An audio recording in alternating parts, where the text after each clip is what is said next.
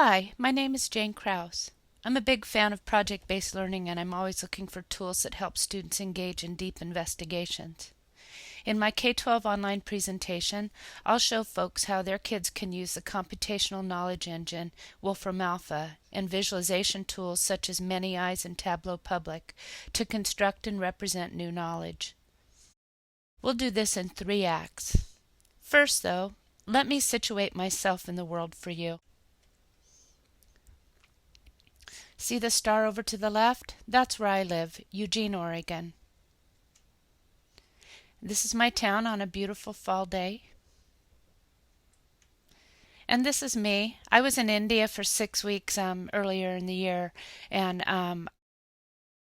I chose this picture just because I was doing work in India around the topic of project-based learning, and I'd just like you to know from my view, it's taking off all over the world. And it was lovely to be able to go to India and introduce them to new methods. And I've done the same in Belgium, Egypt, all across the U.S., Mexico, a few different places. So I've enjoyed my travels and meeting teachers around the world on the topic of project-based learning. So we'll get started. As I said, we'll be looking at Wolfram Alpha and making meaning in 3 acts. Act 1, thinking critically and constructing knowledge in PBL. We'll just talk about how this is different from typical instruction and how when we drive deep investigations, what kinds of activities we engage kids in. Act 2, exploring knowledge construction Wolfram Alpha. We'll dig into the tool and see how you can use Wolfram Alpha to generate new information from which to make meaning. Act 3, representing new knowledge with infographics. We'll look at several tools and one little quick trick for representing what you might derive from Wolfram Alpha into a graphical representation that you can share with others. Let's get started. So Act 1, thinking critically and constructing knowledge in PBL. In project-based learning, we talk a lot about helping kids do investigations where they make new meaning, but it's challenging to design learning experiences where they actually do this. So what do we mean by constructing knowledge or making meaning? Basically, it means coming to new understanding through direct experience. So examining a photograph for clues about an event would be knowledge construction.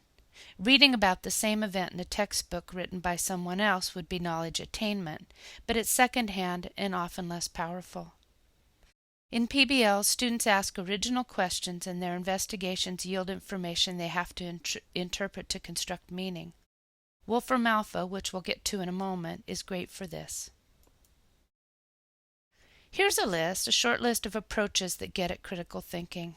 If your projects have students doing these things, it's more likely they'll be operating in the higher reaches of Bloom's taxonomy, analyzing, synthesizing, evaluating, and constructing new ideas. When I consult with teachers, I keep this list handy, and when we're looking at their project ideas, we try to amp them up by incorporating these kinds of activities within the project. So, for instance, let's think about a project where kids might be looking for identifying patterns or trends over time. Imagine kids a student is looking for trends in transportation in a state, and this could, by the way, be a great dive into systems thinking. He might want to find out whether there's a relationship between gas prices and the number of cars on the roads in Minnesota. In Wolfram Alpha, the student might write this. And this query would say Minnesota passenger cars in use versus price of a gallon of gasoline.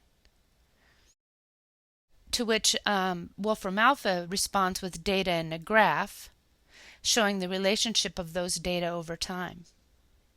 So that's just one way that Wolfram Alpha works with data and represents it to you. So we'll get started with Wolfram Alpha. Some compare it to Google, a search engine, and it shares some similarities, but it differs in two fundamental ways, both which are in that descriptor computational knowledge engine. So first of all, it computes. Wolfram Alpha is based on the computational software program called Mathematica that's used in scientific engineering and mathematical fields and other areas of technical computing. So we'll dig in. And here we are in Wolfram Alpha. So they have as of this summer, have this really nifty homepage full of examples of the kinds of queries that you can do with Wolfram Alpha. So we'll just look at one. As I said, it's used a lot for mathematical and scientific purposes. So for instance, you might be wanting to think about the area of a triangle with certain characteristics. You can use the scientific keyboard with the mathematical scientific notation that, in Wolfram Alpha to derive results like this. We'll just see what comes up.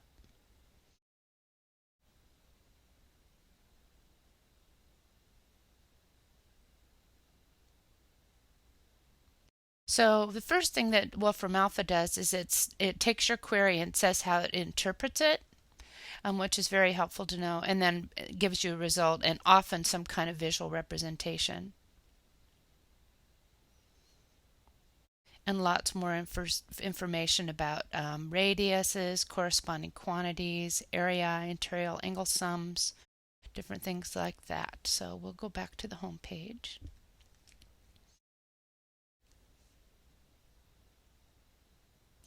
And I'd just like to say a little bit about Wolfram Alpha. It is free. It's a free version, but of course, like any of these kind of Web 2.0 apps, you get more when you go with a pro account. You can get started with the free account. A teacher, an adult account is $5.99 a month, and a student account is $2.99. And what I might do in a classroom is set up a little kiosk with one or two computers with the student version running on it, because it's the kind of thing you drop in, you do your query, and you take off again. So it wouldn't have to be on every computer. So like I said, one side of Wolfram Alpha has to do with this computational side, right? It's really useful for science and math. You can get a sense of that here from what I showed. I know very little about this side of Wolfram Alpha. If you're familiar with its computational functions, I'd love to hear more from you. The other side of Wolfram Alpha has to do with that knowledge part. Wolfram Alpha draws from deep, rich databases of all kinds, and then you're able to mash up those data with different kinds of analyses. When I was teaching world studies back in the day, I'd have students search in the CIA World Factbook, and that's just one of the thousands of databases Wolfram Alpha draws from. The assistant Siri on the iPhone pulls from Wolfram Alpha's databases. The good thing is that everything you find out when you do your query where the data come from, and they're all refereed sites, so it's good data. These data sets are where I've found the most value for kids anytime they're investigating topics that involve data. So let's just give it a spin. Let's start by, let's say kids are doing some kind of project having to do with diet. And let's look at per capita consumption of sugar in the U.S.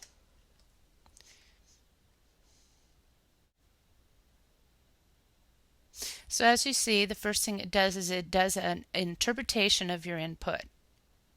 And this is really helpful because you want kids to make good queries, and if you get an interpretation that obviously didn't understand the query, you can improve on that, right? So it's really good for kids to be able to get this result so that they can continue improving the searches that they do. So this is what you get. You get a result here, 152.5 pounds a person. You get a graph of change over time, which is interesting.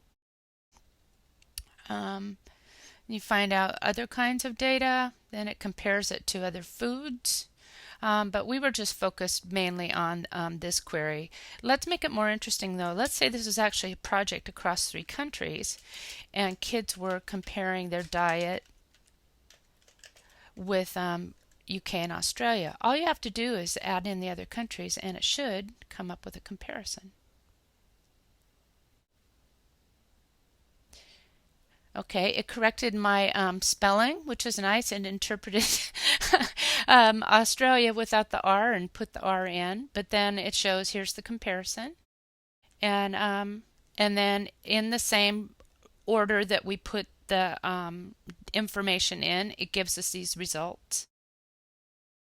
Now, these little tools down at the bottom are really great. What they will do is tell you, you can enlarge the screen, you can download the data, you can customize and save this image, you can copy plain text, which is really useful, and there's some interactivity tools that you could look into, and you can just copy and paste this information as well. But one of the other things I like, and we'll come back to this later, is it also gives you a ratio. So it takes the largest number, which is the United States, and it calls it 1, and then shows in rank order proportionate consumption.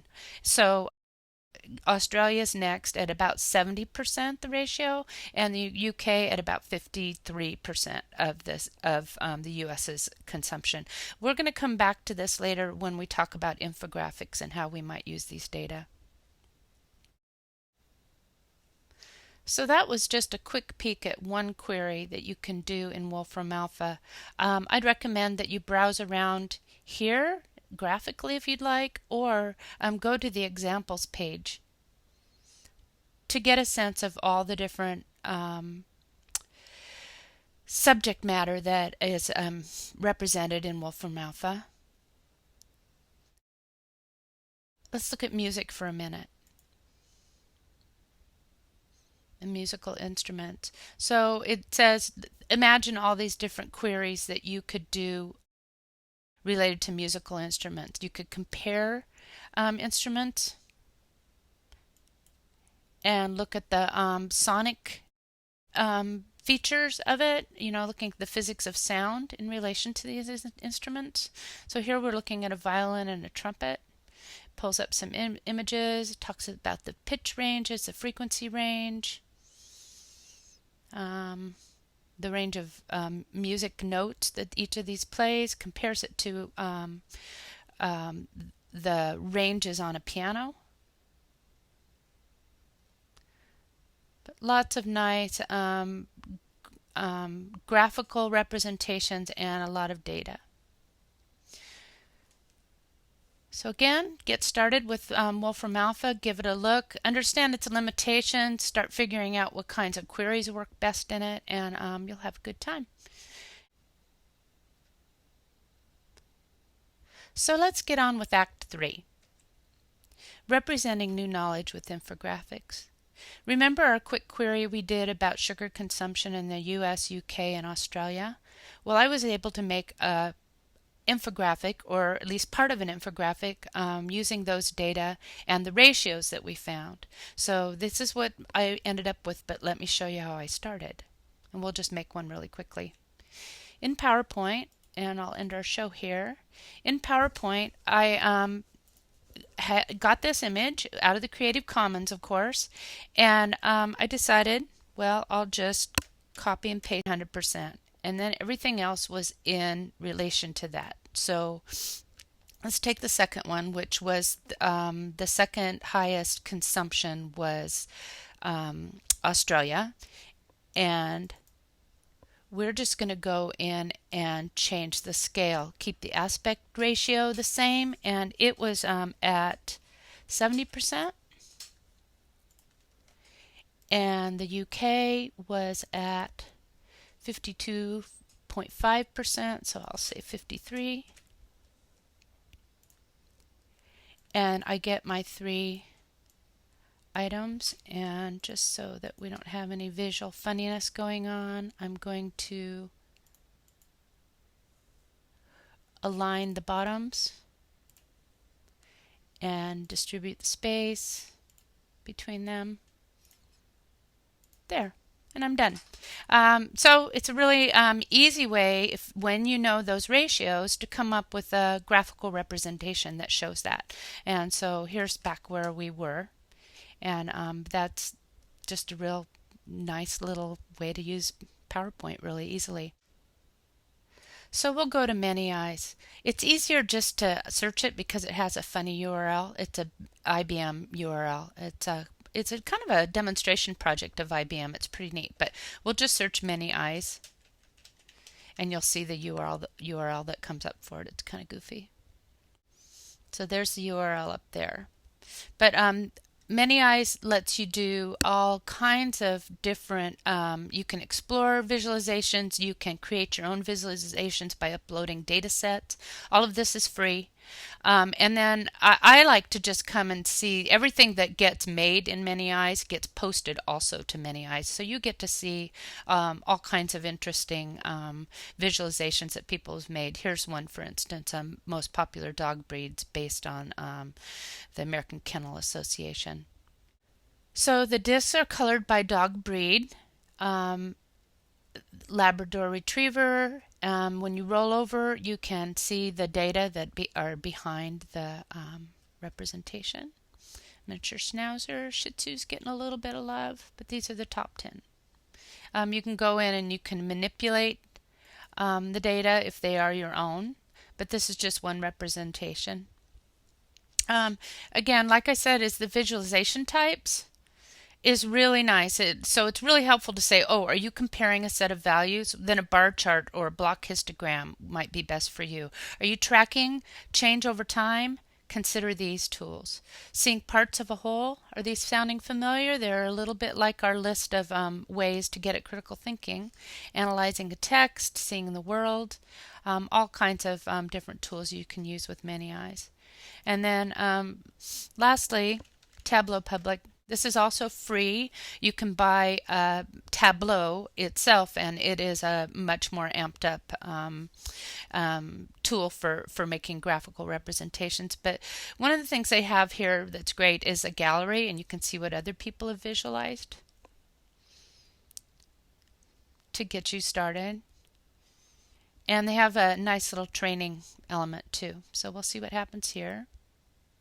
And there was one representation here. So here's the different kinds of things you can do. But there was one in business and real estate that I saw the other day that I thought buy or rent. So this kid, I don't know why I think it's a cool kid, but somebody decided that to ask the question, if you buy a home, how long would it take before buying that house is cheaper than renting the same house?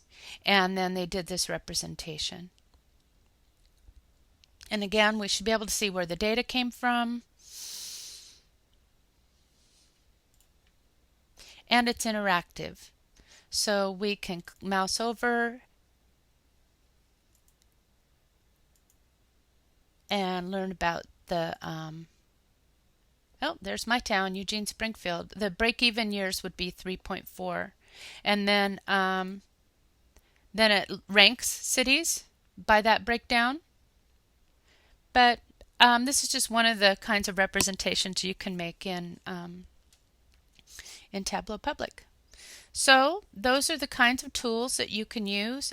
This last slide I have, it provides the links to all of the tools, and I hope you'll get started with Wolfram Alpha. I'd love to know what you do with it, particularly on that scientific and computational side.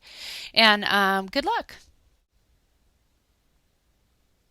And finally, here are the websites that we use today: Wolfram Alpha, Many Eyes, and Tableau Public. I'm Jane Krause. You can find me at jkrause on Twitter and at my blog, reinventingpbl.blogspot.com. I share this blog with Susie Boss. She and I are authors of Reinventing Project-Based Learning, an ISTE publication that's been out for several years. We have a new book coming out in March 2013 called Thinking Through Projects, which is about driving deep investigations.